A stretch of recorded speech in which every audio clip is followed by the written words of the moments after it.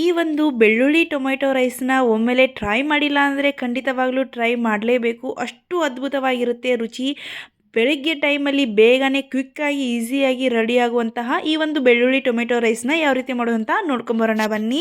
ಮೊದಲಿಗೆ ನಾನು ಇಲ್ಲಿ ಒಂದು ಕಂಪ್ಲೀಟಾಗಿ ಹಣ್ಣಾಗಿರುವಂತಹ ಒಂದು 3 ಟೊಮೆಟೊನ ತೊಗೊಂಡಿದ್ದೀನಿ. ನಾನಿಲ್ಲಿ 3ರಿಂದ 4 ಜನಕ್ಕಾಗುವಷ್ಟು ರೈಸ್ನ ಮಾಡ್ಕೊಳ್ತಾ ಇದ್ದೀನಿ. ಅದಕ್ಕೆ ಇಲ್ಲಿ ಕಂಪ್ಲೀಟಾಗಿ ಹಣ್ಣಾಗಿರುವಂತಹ ಒಂದು 3 ಟೊಮೆಟೊನ ಈ ರೀತಿ ಸ್ಲೈಸಾಗಿ ಕಟ್ ಮಾಡಿಕೊಂಡು ಕಂಪ್ಲೀಟಾಗಿ ನುಣ್ಣಗೆ ರುಬ್ಕೊಂಡು ಬರೋಣ. ಇದರಲ್ಲಿ ಯಾವುದೇ ರೀತಿ ನೀರು ಹಾಕೊಂಡು ರುಬ್ಕೊಳ್ಳೋವಂಥದ್ದು ಏನಿಲ್ಲ. ಟೊಮೆಟೊಲ್ಲೇ ನೀರು ಇರುತ್ತೆ.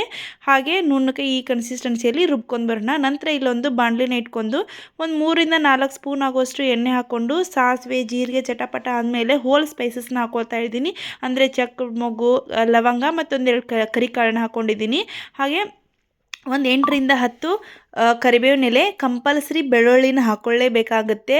ಆ ಬೆಳ್ಳುಳ್ಳಿಯಲ್ಲಿ ಈ ರೀತಿ ಸೊಟ್ಟಿನ ಸುಲಿದ್ಬಿಟ್ಟು 2 ಪೀಸನ್ನು ಹಾಕಿ ಕಟ್ ಮಾಡ್ಕೊಂಡು ನಾವು ಡೈರೆಕ್ಟಾಗಿ ಎಣ್ಣೆಯಲ್ಲಿ ಹಸಿ ಸ್ಮೆಲ್ ಹೋಗೋವರೆಗೂ ಚೆನ್ನಾಗಿ ಫ್ರೈ ಮಾಡ್ಕೊಳ್ಳೋಣ. ನಂತರ ಇಲ್ಲಿ ಸ್ಲೈಸಾಗಿ ಕಟ್ ಮಾಡಿಟ್ಕೊಂಡಿರುವಂಥ ಈರುಳ್ಳಿನ ಹಾಕ್ಕೊಂಡಿದ್ದೀನಿ. 1-2 ಈರುಳ್ಳಿ ಹಾಕ್ಕೊಂಡ್ರೆ ಸಾಕು.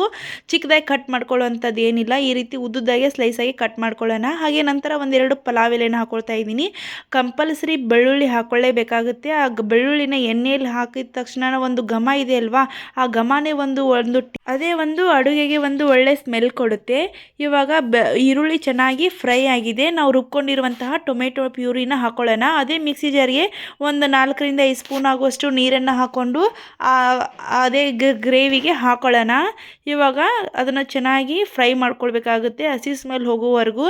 1 ಟೀ ಟೇಬಲ್ ಸ್ಪೂನ್ ಆಗುವಷ್ಟು ಅರಿಶಿನ ಪುಡಿ, 1 ಸ್ಪೂನ್ ಆಗುವಷ್ಟು ಚಿಲ್ಲಿ ಪೌಡರ್ ಮತ್ತು ಒಂದು ಅರ್ಧ ಸ್ಪೂನ್ ಆಗುವಷ್ಟು ನಾನು ಇಲ್ಲಿ ಧನಿಯಾ ಪೌಡರ್ನ ಹಾಕ್ಕೊಂಡಿದ್ದೀನಿ. ಧನಿಯಾ ಪೌಡ್ರ್ ಇಲ್ಲಾಂದರೆ ಈ ಚಿಕನ್ ಮಸಾಲ ಪೌಡರ್, ಕಬಾಬ್ ಮಸಾಲ ಪೌಡರ್ ಯಾವುದಾದ್ರೂ ಕೂಡ ಹಾಕ್ಕೊಳ್ಬೇಕಾಗುತ್ತೆ.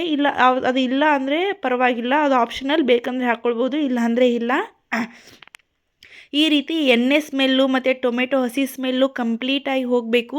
ಅಲ್ಲಿವರೆಗೂ ಚೆನ್ನಾಗಿ ಫ್ರೈ ಮಾಡ್ಕೊಳ್ಳೋಣ. ಒಂದು 5ರಿಂದ 6 ನಿಮಿಷಗಳ ಕಾಲ ಇದನ್ನು ಚೆನ್ನಾಗಿ ಫ್ರೈ ಮಾಡ್ಕೊಳ್ಬೇಕಾಗುತ್ತೆ. ಇವಾಗ ನೋಡ್ಬೋದು ಎಣ್ಣೆ ಅಂಶ ಎಲ್ಲ ಹೋಗಿದೆ. ಕಂಪ್ಲೀಟಾಗಿ ಹಸಿ ಸ್ಮೆಲ್ ಹೋದಾದಮೇಲೆ ಒಂದು ಅರ್ಧ ಗ್ಲಾಸ್ ಆಗುವಷ್ಟು ನೀರನ್ನು ಹಾಕ್ಕೊಳ್ತಾ ಇದ್ದೀನಿ.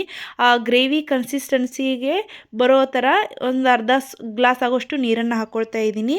ನಂತರ ಇಲ್ಲಿ 1 ಸ್ಪೂನ್ ಆಗುವಷ್ಟು ಬೆಲ್ಲನ ಹಾಕ್ಕೊಳ್ತಾ ಇದ್ದೀನಿ. ಬೆಲ್ಲ ಇಲ್ಲಾಂದರೆ ಸಕ್ಕರೆ ಕೂಡ ಹಾಕ್ಕೊಳ್ಬೋದು. ನಂತರ ಇವಾಗ ಚೆನ್ನಾಗಿ ಮಿಕ್ಸ್ ಮಾಡಿಕೊಂಡು ಬೆಲ್ಲ ಕರಗೋವರೆಗೂ ಮಿಕ್ಸ್ ಮಾಡಿಟ್ಕೊಂಡಿರುವಂತಹ ವೈಟ್ ರೈಸ್ನ ಹಾಕ್ಕೊಳ್ತಾ ಇದ್ದೀನಿ. ನಾನಿಲ್ಲಿ ಬಾಸುಮತಿ ರೈಸ್ನ ತೊಗೊಳ್ತಾ ಇಲ್ಲ, ನಾರ್ಮಲ್ ಜೀರಾ ರೈಸ್ನ ತೊಗೊಂಡಿದ್ದೀನಿ. ನೀವು ಬಾಸುಮತಿ ಬೇಕಂದರೆ ಬಾಸುಮತಿಯಲ್ಲಿ ಕೂಡ ಮಾಡ್ಕೊಳ್ಬೋದು, ಅದು ಚೆನ್ನಾಗಿ ಬರುತ್ತೆ. ಈ ರೀತಿ ಚೆನ್ನಾಗಿ ಕಲಿಸ್ಕೊಳ್ಳೋಣ. ತುಂಬಾ ರುಚಿಯಾಗಿರುತ್ತೆ. ಮನೇಲಿ ಟ್ರೈ ಮಾಡಿ ಹೇಳಿ ಯಾವ ರೀತಿ ಬಂತು ಅಂತ. ಖಂಡಿತ ಮಕ್ಕಳು ಇಷ್ಟಪಟ್ಟು ತಿಂತಾರೆ. ಬೆಳಗ್ಗೆ ಟೈಮಲ್ಲಂತೂ ಕ್ವಿಕ್ಕಾಗಿ ರೆಡಿ ಆಗಿಬಿಡುತ್ತೆ ಈ ಟೊಮೆಟೊ ಬಾತು. ಮನೇಲಿ ಟ್ರೈ ಮಾಡಿಲ್ಲ ಅಂದರೆ ಟ್ರೈ ಮಾಡಿ ಹೇಳಿ ಯಾವ ರೀತಿ ಬಂತು ಅಂತ. By friends.